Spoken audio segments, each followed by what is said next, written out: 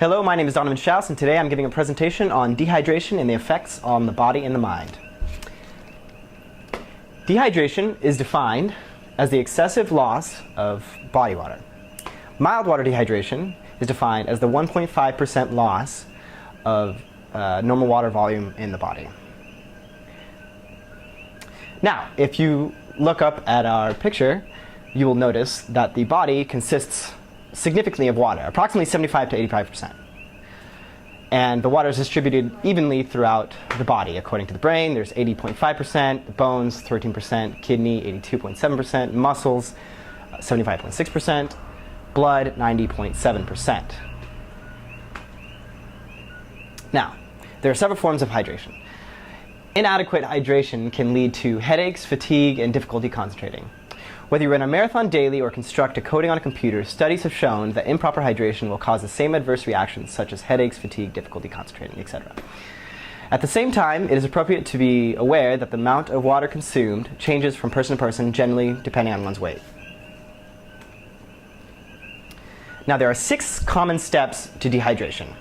Number 1 starts with thirst aid. Basically, your mind is telling you that you need to drink something. Speaking of which, does everybody want to drink their water that I provided you today with? Number 2, headaches. Headaches and nausea are very common in the second step of the 6 steps. Number 3 would be dryness of skin. Number 4 would be loss of vital electrolytes that your body needs to survive. 5 would be dying cells, which result in low blood pressure and salty blood. 6, constricted and loss of urine flow leading to declining neuromuscular control and eventually death. So drink your water. Now, there are several groups of people who are more common to receive dehydration than others. Number 1 would be children and infants, and that is due to their small body weight and a high turnover of water and electrolytes. Number 2 would be, in general, becoming older, which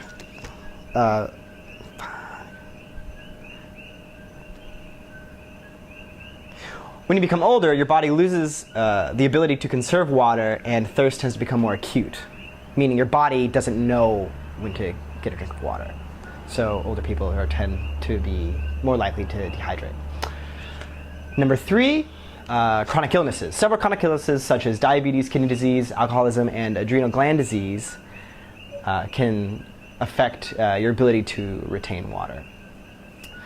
Number 4, generally people living in higher altitudes, generally above 8,200 feet, succumb to dehydration more often due to their body trying to adjust to the elevation change by increasing urination and faster breathing. Considering the faster you breathe to maintain healthy oxygen levels in your blood, the more water vapor you exhale.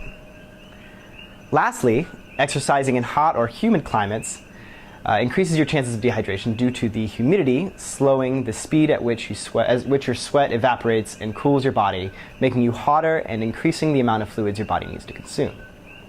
Basically, the more you sweat, the more you need to drink.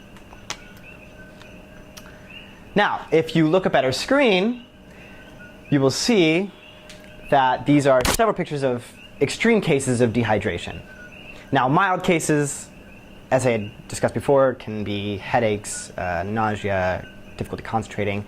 Simple chapped lips can also be signs of mild dehydration. But extreme signs of mild dehydration, generally more showing of the bone structure because of water being sucked away from your internal bone mass, basically. Those are final forms of dehydration before you eventually die. Here's another picture of a child, and that was the gone picture of the child. Now, you may be asking yourself, what can we do to keep away dehydration? One thing is that as of today, the Institute of Medicine has determined the proper amount of water consumption per day, not accounting for exercise and increased weight, which for men is roughly about 3 liters. So you see how I gave you all a bottle of water. And for women, it's roughly 2.2 liters, or 9 cups. Also, on top of that, eating plenty of water-enriched foods, such as fruits and vegetables, are needed as well to maintain proper body and mind functionality. Also, make sure that your water comes from the cleanest source possible. at your present time. So filtered water from the tap is even better. Generally stay away from sodas or other carbonated beverages. You want to make sure you're getting fresh water. Also, make sure you drink before you get thirsty, because as you know, thirst or thirst aid is a sign of dehydration, meaning you've already entered the mild steps of dehydration. Now that we're finished, I would like for you to remember to check out my sources at the end of the video if you're not sure whether or not you believe all this information that I've just given you. And also check with your family and friends. And if you give me just 1 second, I will bring up for you the HydraCoach calculator, which tells you exactly how much water you should be drinking according to your body weight. Now, I weigh about 175 to 180 on average, so what I'm going to do, I'm going to be entering my weight into this HydraCoach water calculator. So I'm entering my weight right now, and then I'm selecting my daily lifestyle, how active I am. Generally, I'm pretty active. How much exercise I do. You can be really detailed if you want to choose your specific exercise, or you can just say you work vigorous, moderate, or light. I'm a pretty vigorous exerciser, and so what I'm going to do is, oh, sorry, I didn't select my daily lifestyle, active. So now, it says approximately 104 ounces. On top of that, 33 ounces for exercising, because I'm pretty vigorous. So, yeah, basically, if you go to this website, you can input your weight and find out exactly how much water you should be drinking at minimum per day. And basically, if you check out my sources, you will see all the research that I have come to attain myself. That's fine.